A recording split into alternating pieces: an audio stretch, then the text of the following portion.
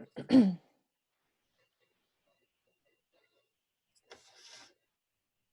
Okay, right. go ahead and get started. Okay. Do we have friends joining us? We do, we do. Yep, there are some on with us right now. Okay, awesome. Well, hello everyone. Thank you so much for joining us for our final workshop in this series. We're going to go over resumes and cover letters today. Just start with some quick introductions. I'm Giovannina Bucci, and I'm one of the career counselors in the Career Development Center. And on the presentation with us today is the Assistant Director, Morgan Pellerin, and Morgan is going to be monitoring the chat. So if you have questions or want to chime in with anything at any point, by all means do that, and we'll kind of approach those as time allows us. So we will get right into things. So we're going to go, just to run over what we're going to do, we're going to go over resumes and cover letters. We'll look at the purpose, formatting, content, and then some resources through the CDC website that might help you depending on what stage you're at, but any stage the resources will be helpful. So the first thing we're going to chat about is the purpose of a resume. So essentially, a resume is, at this stage of your career, is a one-page document that showcases, summarizes your collegiate experiences. So it highlights your education, different skills, abilities, training, classes you've taken, any experiences that you've had that can showcase what's going to essentially make you a good fit for a future employer.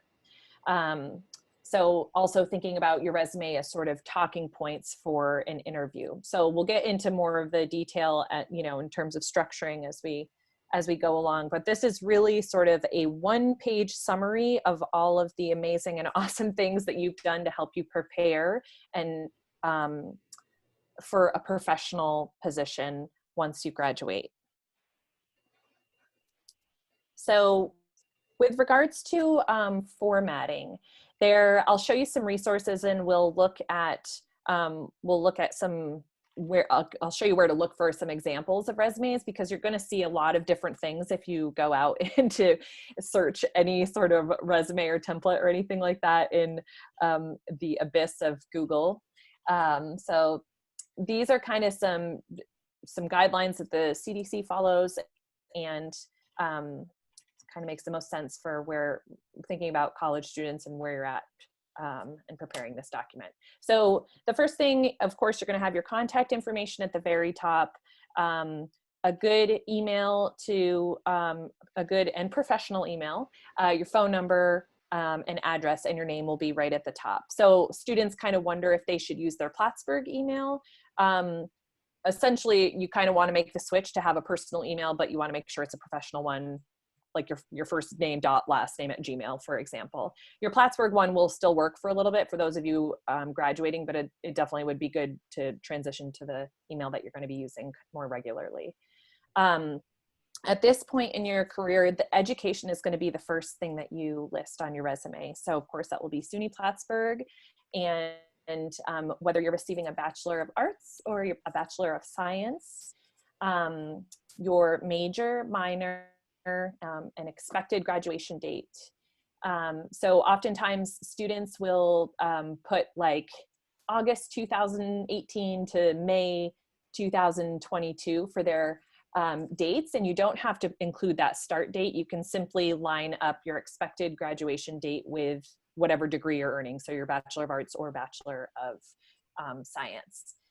In this section, education section, you can also put in your GPA. This is totally optional. There's sort of a variety of feedback on this. Morgan, also feel free to chime in on any any part of this as well. So typically you see a 3.0 or higher. Some folks will say a 3.5 or higher. I mean, your GPA is really at your discretion if you want to include it on there. So yeah, I mean, I generally would say a 3.0 or above. Yeah. I guess maybe the only time in my mind, if you're applying to like a graduate program and they're saying like the admission requirement is a certain GPA and maybe you're just below that threshold, maybe don't list it. That might be a situation where I wouldn't. But generally, I usually say like a 3.0 or higher. Okay. Yeah, that's kind of my go-to as well. Um, and then you can also include in your education section, if you've been on Dean's List or if you have any academic-based merit like awards or scholarships, it can all be sort of grouped together in this education section. So aside from SUNY Plattsburgh, if you have also attended, if you've earned a degree from, let's say, a community college, you can list that below SUNY Plattsburgh. Everything on your resume is going to be in order from most current within each section. It's going to be listed most current to least current. So if you've received a degree from another, like a community college or another university, if you're working on a second bachelor's or something, you're going to add, you can add that rate underneath there. I just made a note to remove high school because at this point, obviously in college, it's insinuated that you have in fact graduated high school, and being that we're trying to keep this a one-page document, we want to capitalize the room that's on this one page. So you can remove high school. Underneath the education, we're going to go through, there's a lot of ways to obviously format your resume. You have to do what makes sense for you and the program you've been in and the experiences you've had. So I'm just kind of going in order. All of these headings and sections are optional. You're going to tailor the document to what makes the most sense for you. So a common section below education, especially for students, is a related coursework section. So the related coursework section is a list of 4 to 8 classes that are your upper level classes. So 300 to 400 level courses that relate specifically to your field of study. This is particularly advantageous for folks who might be in sort of more broad majors like sociology or psych, but you've focused your energy in you've focused your academics and your studies like in a certain area within psych. So it can be just helpful to, anyone can do the related coursework section. I just find it particularly helpful for students who maybe are in a bit more of a broad major. So below education, related coursework, if you decide to do that, then we get into like the big list of experiences, and these are in no particular order. They're just ideas for that you can certainly use. So I'm a big fan of the related experience heading that can include, students often have, right, like let's say an internship and maybe a paid position and maybe some volunteer work that's all in the field or all in their related field. And kind of this is a good way to use that as like an umbrella category, because you want the information that's most pertinent to the job that you're applying to towards the top. Because you have to imagine your resume is going to be among however many other resumes, and you really want to kind of hit the ball out of the park right away. So you're going to have education, you're going to have related coursework, and then potentially related experience where you can group all of those experiences that you've had together in one section. So related experience is going to be a really good one. Professional experience is a little bit more difficult at this stage of the game because most of you, unless you are applying for grad school, have probably not had a ton of paid professional experience per se, but obviously there's going to be some unique circumstances here where that might be fitting for some of you. Another option is research experience or a capstone project. So for, let's say, I've seen this many times with science folks, like if you're a biology major and you've spent your senior year doing your capstone project and worked really closely with a professor on doing research and then presented on the research, this is a really big highlight for you in your academic career, and that's a great one to put towards the top as well. Just wanted to, we had a good question come in from Yeah, Sophia. yeah. And she asked if volunteer work is related to your field, should you list that first?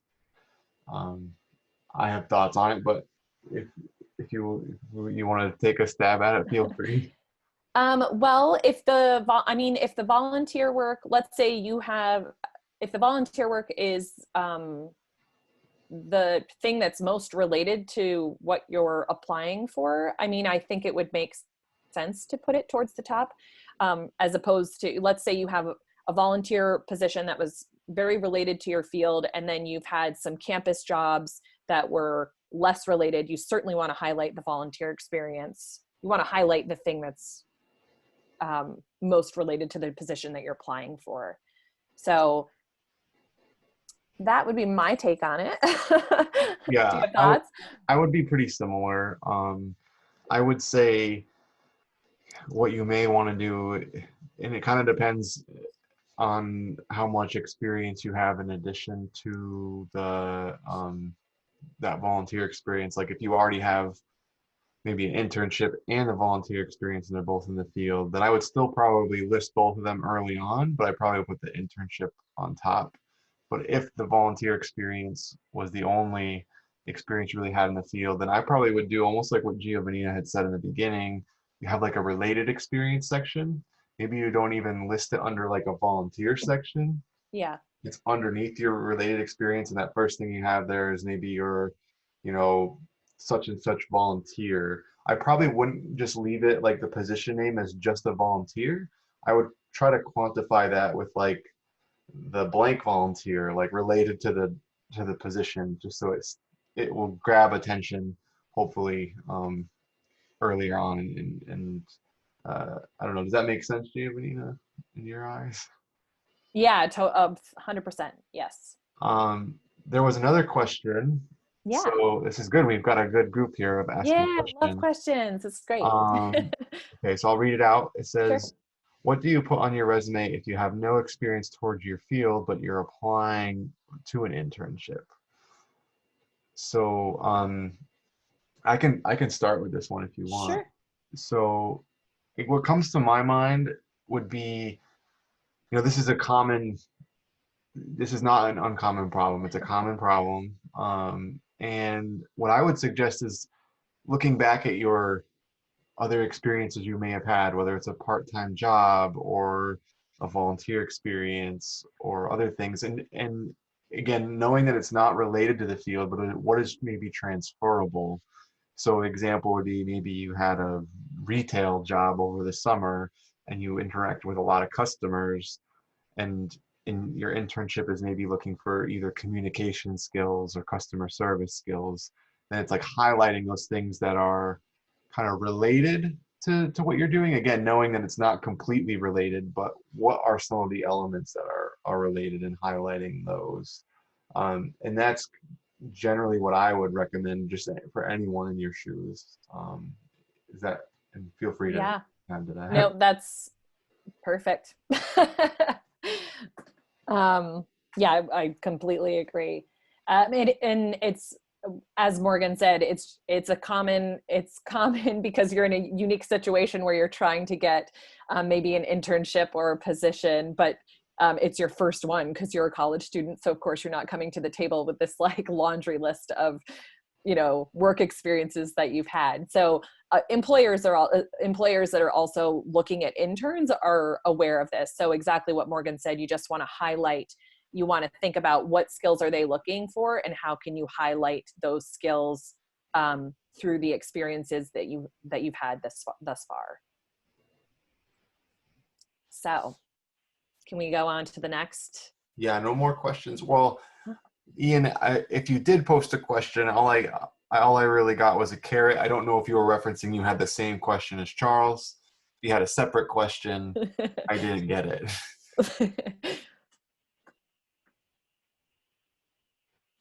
But yeah, you go ahead, and I would go ahead and continue. Okay, perfect. So another common heading that students use is leadership experience.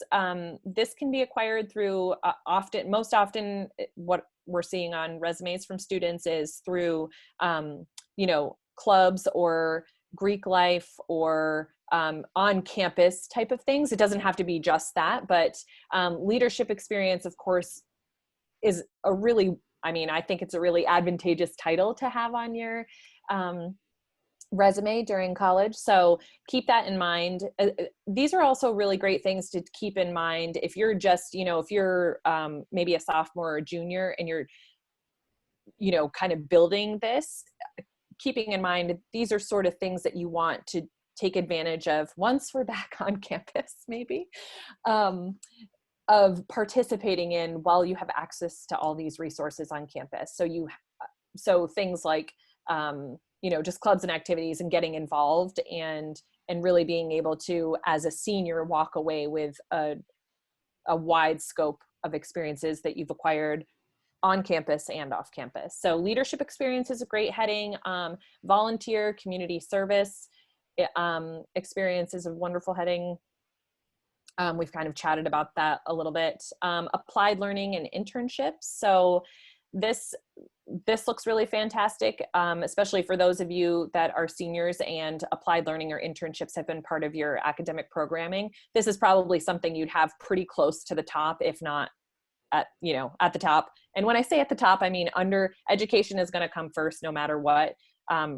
Potentially related coursework if you want that in there, but then thinking about building this experience section, an applied learning or an internship experience is certainly something you're going to want to highlight early on your document.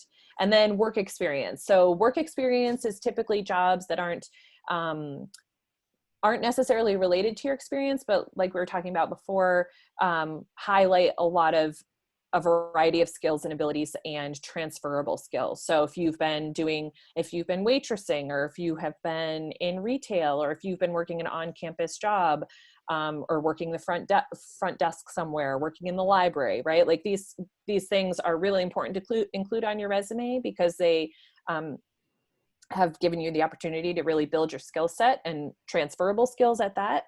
But they're not necessarily the most related to your, your potential employer pursuit, but still certainly noteworthy to put on there. So we will continue to other headings to think about. So lots of ideas here. So campus involvement, of course, or clubs and activities. Technical skills. So a lot of folks that are in we'll see this with computer folks maybe that know sort of a lot of programming. Let's say they have like a lot of programming experience, or they're familiar with a lot of different computer, I don't even know what to call them, a lot of different computer programs that can be grouped together in sort of this technical skills that are really specific to your field of study. Certifications. So certifications, I feel like I commonly see on folks that are in education or nursing.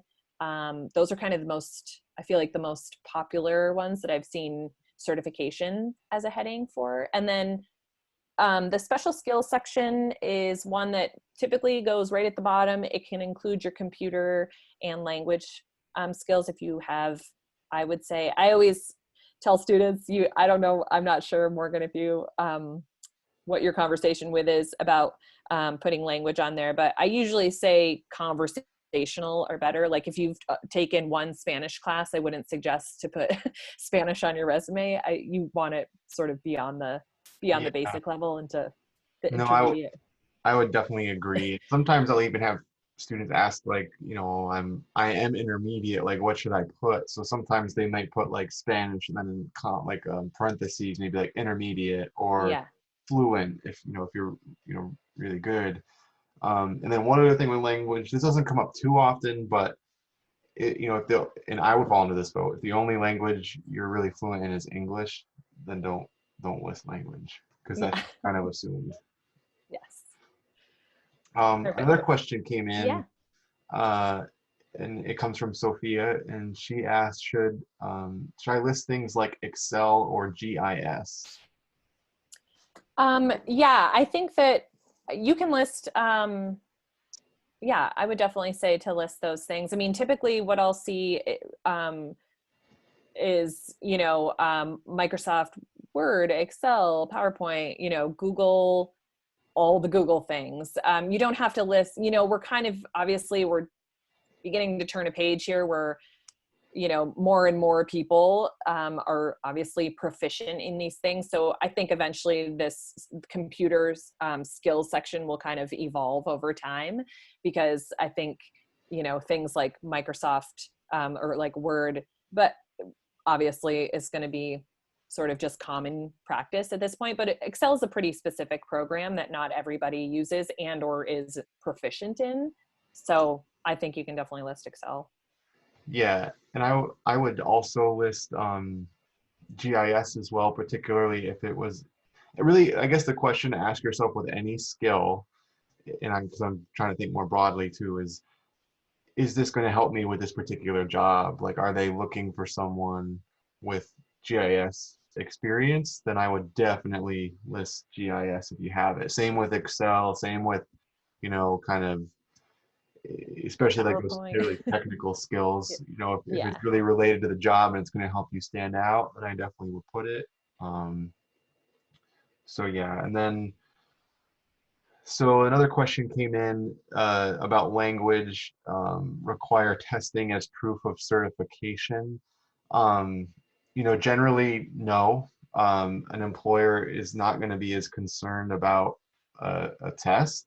They're going to be concerned if we need you to speak this language, can you speak it? So Yeah. that's really what their concern is. They're going to be less concerned about a certification as much as can you just prove it? Like if we have you in a room with someone, are you going to be able to speak the language? So don't put a language if you don't know how to speak it. Yeah. You might be asked to do it. Yeah. Absolutely. Awesome. Great questions, everybody. Definitely keep throwing those, because I'm sure you're answering or you're asking questions that a lot of other folks have as well. So this is kind of, so these last two slides were kind of just an overview of how you can set up your resume. I'm assuming that many of you, if not all of you, have a working resume right now, but just kind of giving you some ideas of how to build it and get creative to really showcase showcase your skills, even even in the unique situation of being a student and you're still in the process of gaining a lot of experiences. And obviously as you prepare to enter the professional world, you're shaping this and tweaking it and kind of figuring that out. So there's a lot of ways to tailor your resume. There is no right or wrong way. You just really want to highlight from the top down. That's kind of the biggest thing. So common mistakes. These I put this list I put together because I do a lot of the resume reviews and Handshake, and there's kind of some just consistent themes that come in of where students maybe miss the ball a little bit, or this is typical feedback that I give. So I just wanted to go over this because I thought it might be helpful. And if you've submitted a resume in Handshake, then you may have seen some of this in your feedback. But sometimes students will be on to a second page. There's typically, I would say 90% of the time we can get your resume on one page and not leave anything pertinent off. Obviously, you don't want to. There are extenuating circumstances where some folks have, a lot of experiences. I've seen this definitely with, I feel like with nursing, this has come up.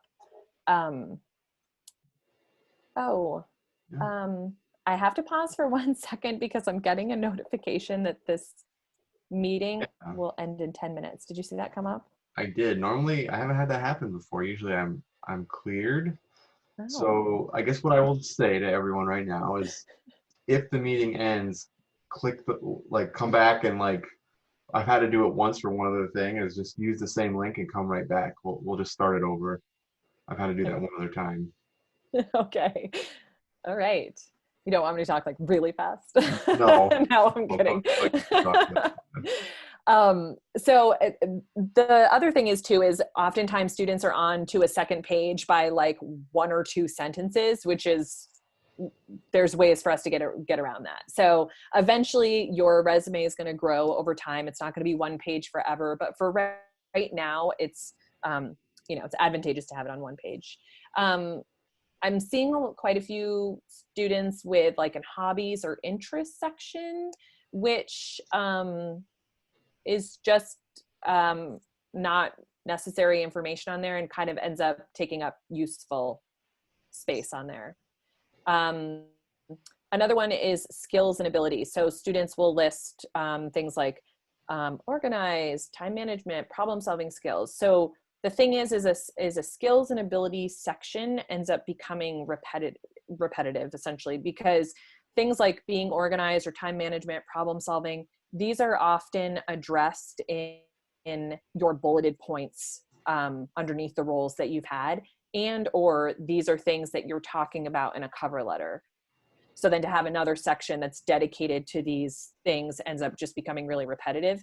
These are the skills and abilities you want to highlight in your bulleted points when you're going through and describing what you've done, what your role has been.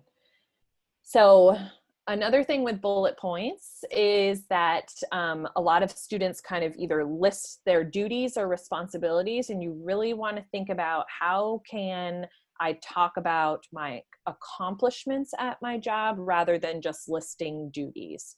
So talking about accomplishments can look like including, let's say, like certain numbers or percentages or ways to kind of quantify your experiences. Fundraised over $500 for blah, blah, blah. Worked in a classroom with 20 plus children ages, 5 to 10. So just ways to contextualize what you have, like contextualize what your experience has been, and more so of highlighting your accomplishments as opposed to just listing your duties. So the next piece is verb tense, and this is a common one that I see. Verb tense is just one of those things that you want to make sure matches up with the timeline. So if the position was held in the past, then you should be describing it with past tense. If you're currently in the position, then you're just using present tense. So you just want to make sure those tenses are consistent. And then alignment, margins. So oftentimes I'll see, if you have, let's say, a location and dates listed on the right-hand side, you just want to be sure that those are right justified, or at least lined up consistently from top to bottom on your page. And these are really nitpicky things, but they honestly can just be tedious and kind of take up a decent amount of time, that if you are like handing in your resume for some feedback through Handshake, if you can kind of review these things yourself, then we can get into some more nitty gritty feedback.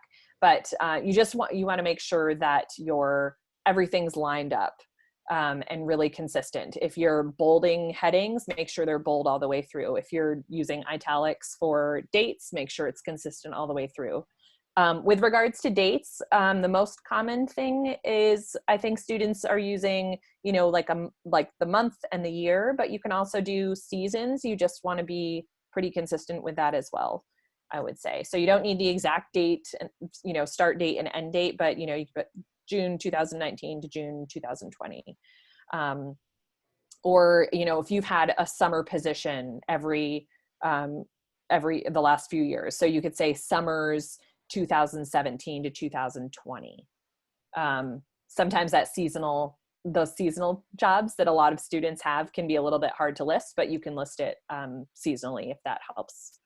And then high school activities, just like high school education.